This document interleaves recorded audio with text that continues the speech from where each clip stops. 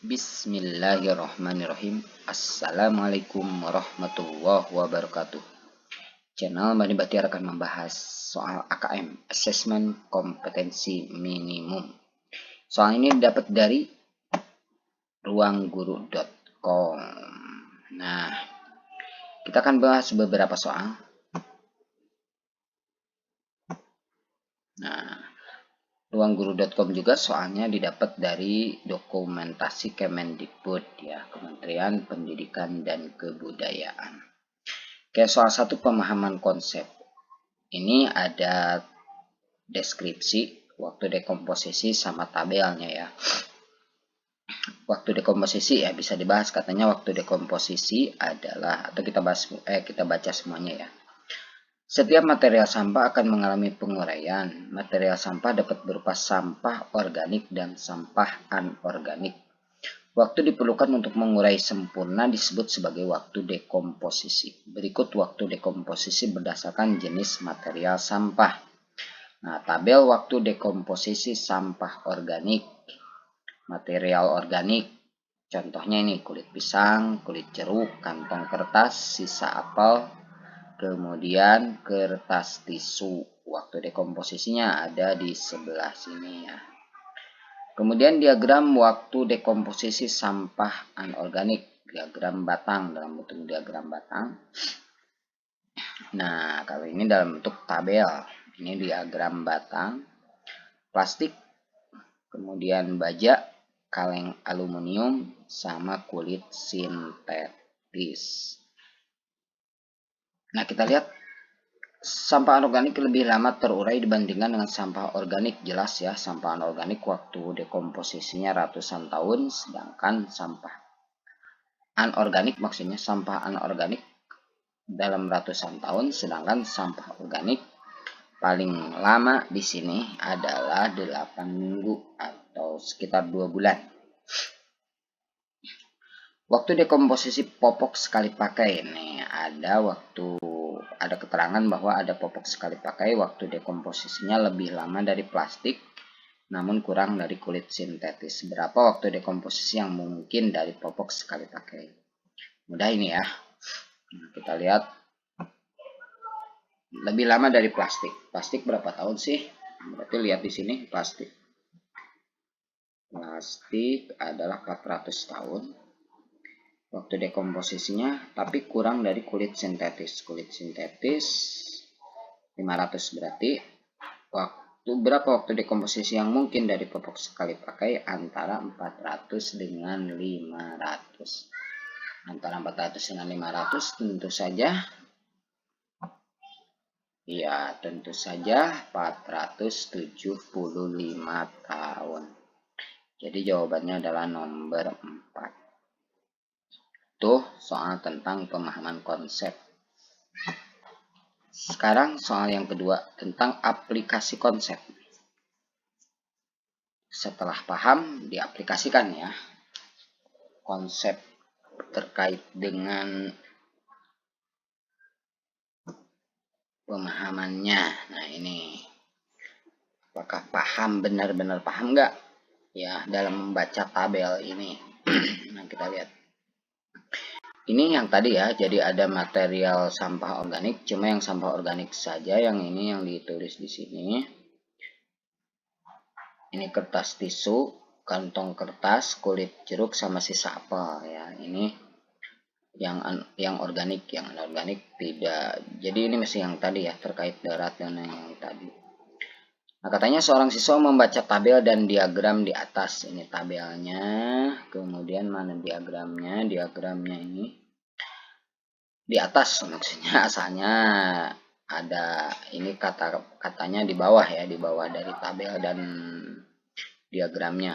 Tapi di sini agak susah buat di bawah, jadi kita buat di samping sini.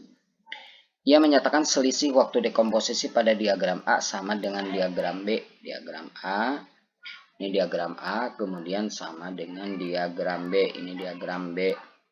Nah, pernyataan tersebut ternyata ya koreksi ya oleh gurunya. Kenapa? Mana koreksi yang benar dari guru tersebut?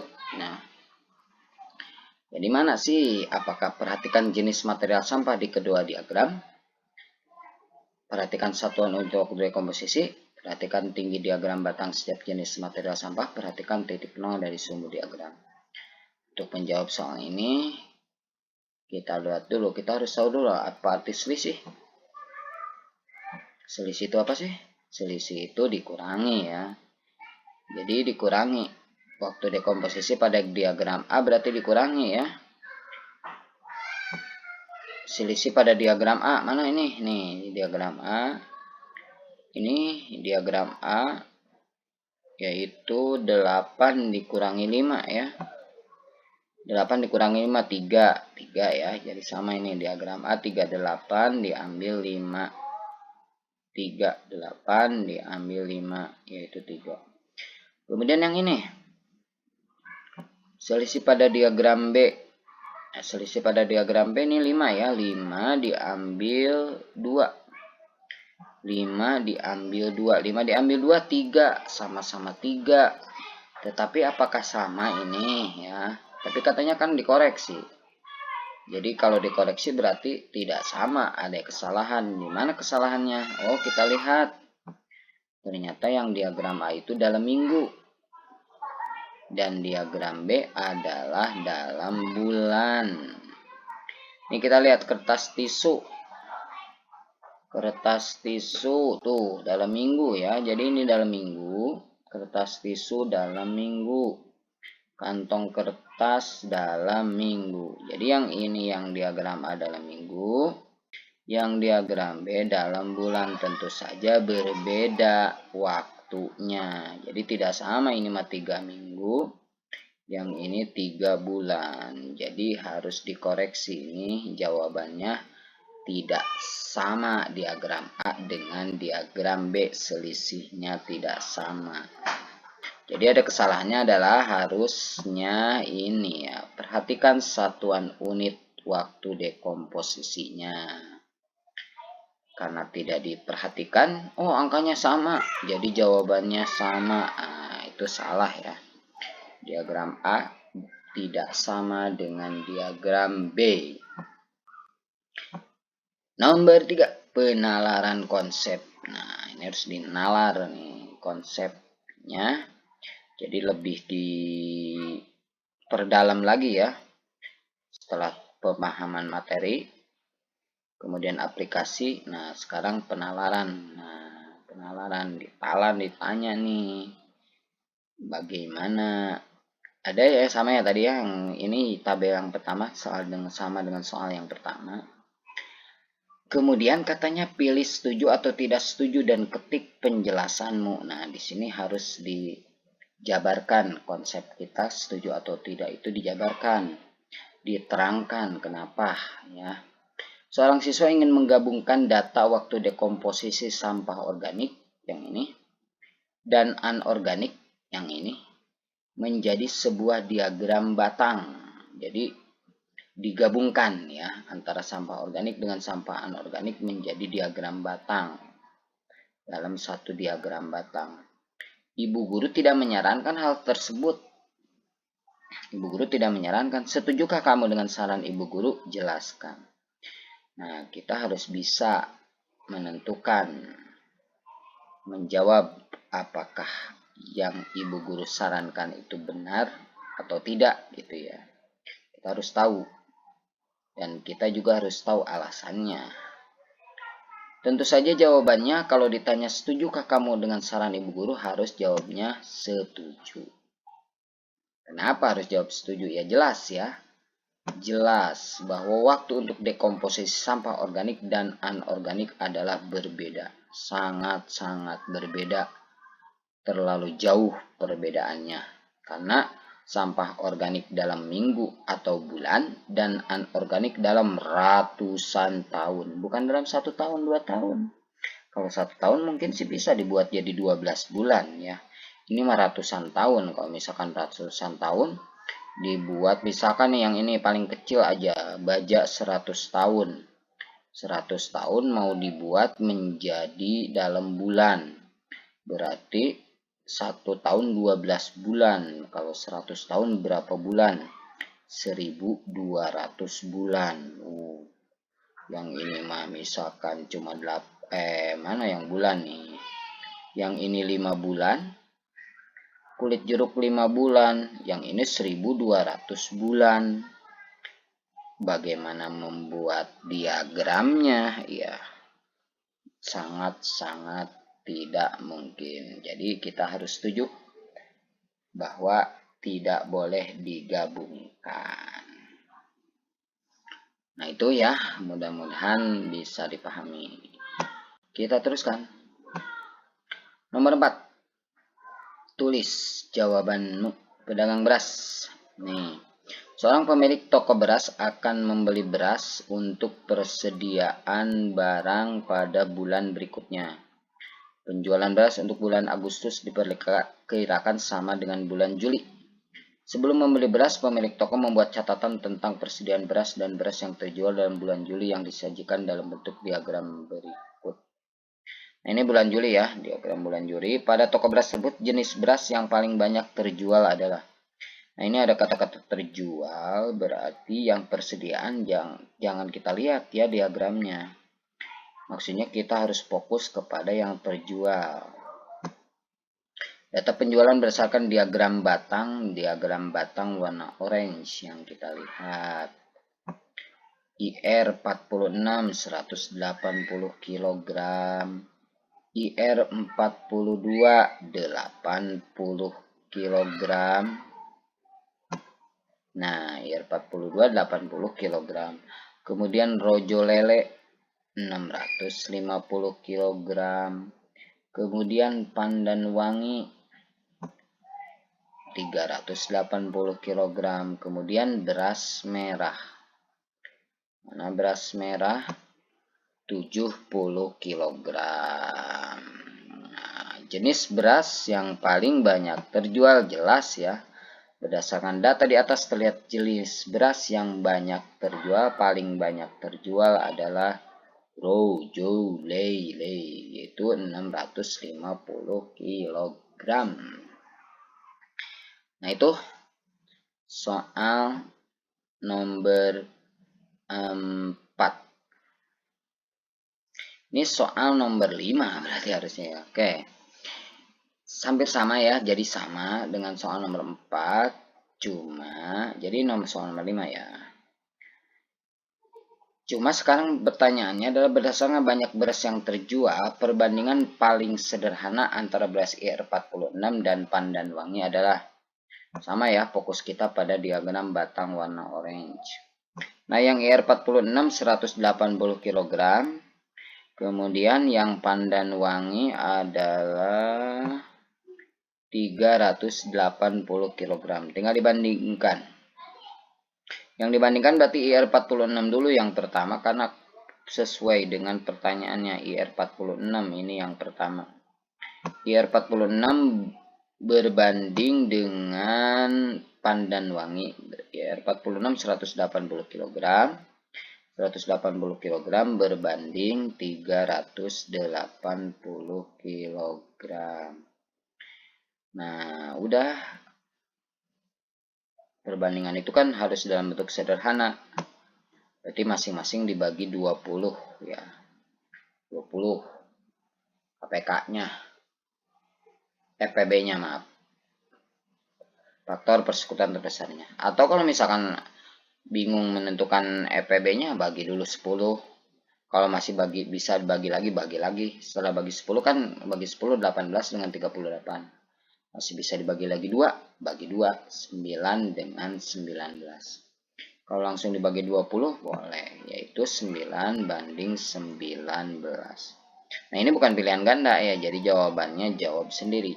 Seperti ini kurang lebihnya jawabannya. Soal nomor 6. Tadi nomor 5, sekarang soal nomor 6. Soal terakhir ya yang dibahas. Pilih benar atau salah. Oh, bukan soal terakhir. Ada lagi nanti soal terakhir. Ini sebelum terakhir ya. Kalau dalam bahasa Sunda pangais bungsu. Yang dibahas di channel Mahdi Bahtiar. Nah, kita lihat ya. Pertama, panjang AB sama dengan panjang CD. Apakah benar atau salah? Tek. Nah, ini. Jadi ABCD sebuah persegi panjang. Tentu saja panjang AB sama dengan panjang CD. Berarti ini adalah AD juga sama dengan BC ya. AD sama dengan BC pada persegi panjang. Pernyataan panjang AB sama dengan panjang CD tentu saja pernyataan yang benar. Kemudian yang kedua, panjang PQ sama dengan panjang SR.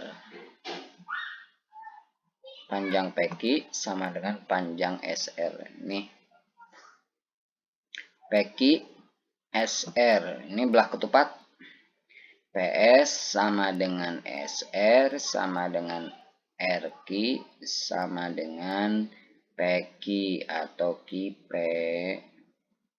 Sama berarti PQ sama dengan SR. Jadi pernyataannya adalah benar.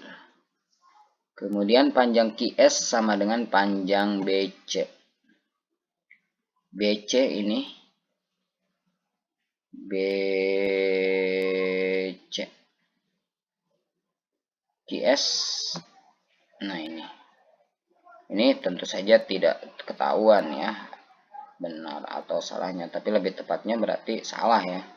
Tidak pasti sama. Bisa saja sama tapi tidak pasti sama, berarti salah. Nah, itu saja. Jadi digambar ya, lebih baik digambar dulu. Atau dilihat sekilas juga di sini boleh. Tapi digambar lebih jelas ya pembahasannya, bahwa ini adalah gambar persegi panjang. Aturannya kan kalau persegi panjang bagaimana gitu ya, sifat-sifatnya. Ini gambar belah ketupat. Kalau belah ketupat bagaimana sifat-sifatnya gitu. Jelaskan kan sisi-sisinya. Nah, kalau ini jelas berbeda ya. BC dengan QS itu gak bangun apa. Tidak sejajar tidak juga ya. Tidak sejajar juga. Nah, itu ya. Jadi sekarang bagian soal terakhir. Ironi konsumsi ikan di Indonesia. Kenapa? Nah, bisa dibaca ya. Jadi untuk soal seperti ini, bacaan seperti ini, baca dulu semuanya. Karena bisa jadi soal ini paparannya nanti ada lagi ya. Jadi ada lagi paparan seperti ini. Jadi nanti tinggal kalau ada soal tinggal menjawab saja. Jadi dipahami benar-benar. Baca dulu semuanya. Nah, kemudian baru nanti dilihat soalnya. Nah, soalnya seperti ini. Jawabannya fakta atau opini, fakta atau opini, fakta atau opini, fakta atau opini. Tingkat konsumsi ikan di Indonesia jauh lebih rendah dari negara tetangga. Apakah ini fakta atau opini? Fakta itu sendiri apa? Fakta adalah kenyataan ya. Kalau dalam teks biasanya disertai dengan data pendukung. Opini adalah pendapat pikiran yang diutarakan seorang penulis. Tingkat konsumsi ikan di Indonesia jauh lebih rendah daripada negara tetangga. Nah, bisa dilihat. Tingkat konsumsi ikan di Indonesia masih kalah jauh dibandingkan negara tetangga. Ada datanya ya. Indonesia 41 kg, Malaysia udah 70 kg. Per kapita per tahun, Singapura 80 kg, bahkan kalah telak dengan Jepang 100 kg per kapita per tahun. Jadi jawabannya fakta. Fakta. Tingkat konsumsi ikan di Indonesia jauh lebih rendah dari negara tetangga. Fakta. Pendistribusian ikan tidak berjalan baik. Nah, jadi diasumsikan karena misalkan tingkat konsumsi ikan di Indonesia masih kalah jauh, padahal sangat berlimpah, diasumsikan aja sama si penulis ini bahwa pendistribusian ikan tidak berjalan baik. Nah, ini kan hanya asumsi dia, hanya pendapat dia ya. Tidak ada di keterangan sini. bahwa pendistribusian ikan tidak berjalan baik, tidak ada keterangannya, tidak ada dalam kenyataannya ya, tidak ada data pendukungnya. Nah, berarti ini adalah opini. Pengolahan maupun pengawetan ikan masih tertinggal, sama ya dengan yang barusan, tidak ada keterangannya, itu hanya opini. Terakhir, potensi ikan di Indonesia hampir mencapai 10 juta ton. Mana ya? Ini nih. Potensi sumber daya ikan saat ini sudah mencapai 9,9 juta ton. Hampir 10 juta ton. Berarti jawabannya fakta. Nah, itu saja yang dibahas di channel Mahdi Batiar terkait dengan AKM. Mudah-mudahan bisa dipahami. Intinya apa?